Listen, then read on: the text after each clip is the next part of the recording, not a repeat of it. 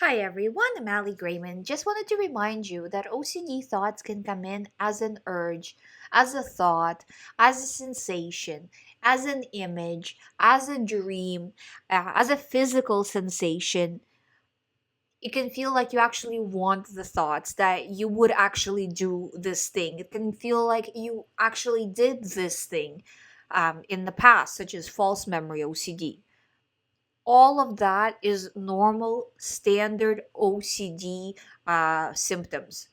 You need to look at it as, is this my theme? Yes. Is this pretty much the same thought, slightly different that I always get? Yes. Does it feel real every time? Yes. Okay, that means I'm disregarding. If it follows your theme, I understand it is very, very scary. I've had OCD myself, I get it. But at the same time, you've had this more than once. You know that it's OCD.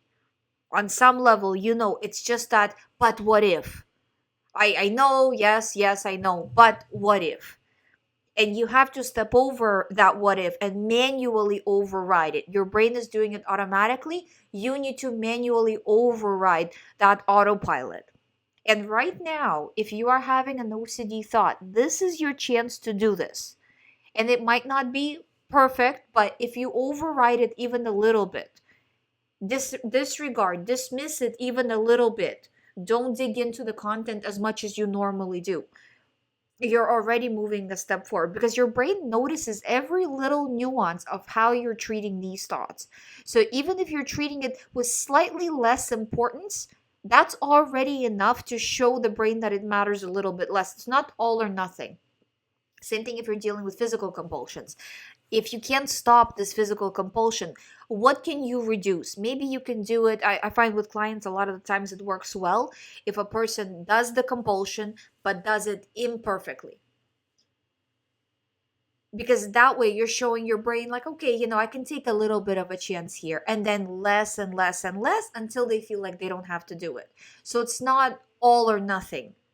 There's a lot of gray area, and little by little you can reduce. Because sometimes I find that people try to refuse, can't, throw their hands up in the air and say, "Well, I guess I'll never recover." It's not really like that. It's just doing the best you can in every situation. If say, look at it this way: if you did 1% better each time you were faced with all of your usual triggers, just 1% better each time, and you're faced with it every day, after being faced with it 100 times, you would be done. Of course, I know people are like, well, this is still going to take a long time. But that's just going by 1%.